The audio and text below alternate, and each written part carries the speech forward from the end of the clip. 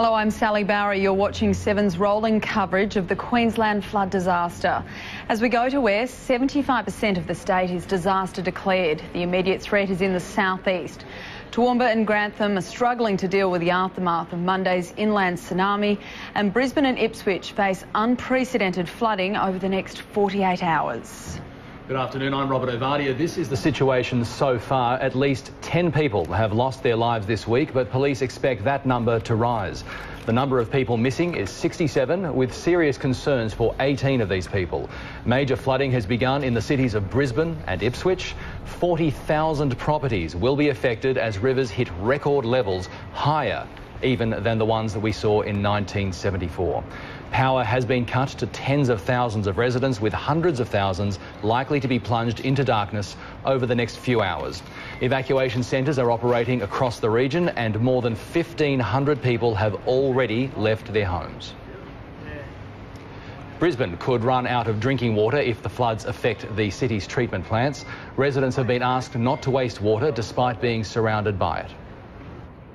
Brisbane residents are preparing for a flood peak to rival the disaster of 1974, but this time it's a much larger city with many more people and buildings likely to come into the line of the floods. Already 35 suburbs are at least partly underwater and 20,000 homes are likely to flood.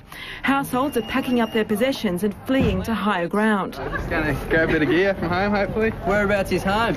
Just down the street here. They've been reminded of the many towns in regional areas that have done the same thing several times this season alone. I think we need to draw inspiration from their resilience and draw inspiration and courage from the experiences they've had and are continuing to face. There's a call for caution with water. It seems completely ridiculous that I would be saying to people in this circumstance that we should conserve water. We have massive amounts of water flowing past our doorsteps. However, it is possible that our water treatment plants could be affected by this flood, and we may see some issues around drinking water in days to come. If that happens, the Army could deliver bulk supplies of bottled water. There's also a squeeze on cash, with a rush on withdrawals leaving some ATMs empty. The Reserve Bank will be working with our banking system, with obviously the individual banks, to ensure that there are cash supplies. A significant number of houses will start going under during this afternoon's high tide.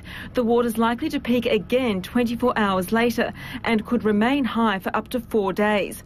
Workers are being urged to stay home or risk being stranded at their workplace, unable to drive out. Making life more difficult, power's being cut across the city to avoid the risk of electrocution. Extra troops and Army helicopters have been called in. That will mean that there are 15 helicopters available throughout Queensland, and one of the biggest sources of work for those helicopters will be the very difficult, very urgent and occasionally heartbreaking task of search and rescue in the Lockyer Valley. In Ipswich, the Bremer River is rising rapidly, but with some good news, the peak has been revised downwards. It's now expected to reach 20.5 metres, equal to the 1974 flood. Already, a life has been lost here when a 4-year-old boy was swept away by raging floodwaters. Families are being separated. This woman's daughter is on the other side of the floods. She's got a 2-year-old daughter, my son's with her.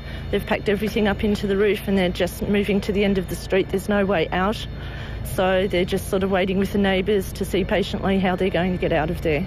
Anna Bly has confirmed a mother and child who were in a car that was swept away by floodwaters in Toowoomba on Monday have been found alive, but the father is still missing. Rachel Baker says continue rising there with a peak expected tomorrow, but then we'll still see those levels remaining fairly high over the next couple of days. In fact, leading through to at least around Saturday or so, we'll still see major river levels right across the region. And in terms of the weather at this stage, has it cleared a little in Brisbane? What are we expecting there? Yeah, there is some good news, I suppose, out of all of this. After some incredible falls over the past couple of days, we've got considerably lighter rainfall on the forecast for the next week at least, with only light showers expected across parts of southeast Queensland and northeast New South Wales. But, of course, all eyes now will be on the southeastern parts of the country, where the heavy rain is forecast to move through parts of Victoria, southern New South Wales and Tasmania.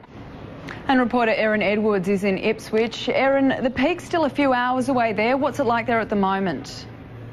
Sally, look, the water is already so high, even though it has to climb another metre to a metre and a half. We just went on a boat down the main street of Ipswich, Brisbane Street, and there is water already up to the rooftops of some of these businesses along that road. Ipswich is a very proud heritage city. We've met dozens of people today who have been forced to leave their homes with very little, and they're obviously worried about what they will return to. The latest we have is that 3,000 homes have water over their floors. Another 1,000 are expected by about 5 o'clock when it peaks here today. So the peak has been revised down, though, hasn't it, Erin? But at this stage, what you're saying is it's still going to be very devastating for those people. Oh, we are talking about possibly 45,000 people in all of those homes who are going to lose possibly everything they own. They may have put things onto higher ground, but a lot of them, are very wary. They remember the 74 floods. They all know where the marker was in the 74 floods. In most cases, it was above the light switches, definitely above the windows. So they know that it is going to be a long road to recovery. There have also been some horrible things happen here overnight. There are reports of looters in businesses who are under with no power. The Mayor, Paul Pasali, has said if they are caught, he wants to use them as flood markers. He doesn't have any time for anyone who would take advantage of people in these situations. Now, in terms of the evacuation centres, how many are there set up at the moment, and do they have to actually create more? Look, they are looking at creating more, certainly, with the number of people they are expecting to leave their homes and come into town. There are 5 evacuation centres at the moment. Officially, there are 1,100 people in them. Unofficially, they're saying it could be as high as 1,700 people. And Erin, I can imagine the morale would be very low there at the moment. Can you just sort of give us an indication of how people are feeling? Look, there certainly is panic. Our hotel where we're staying was evacuated this morning because it began taking on water into the car park.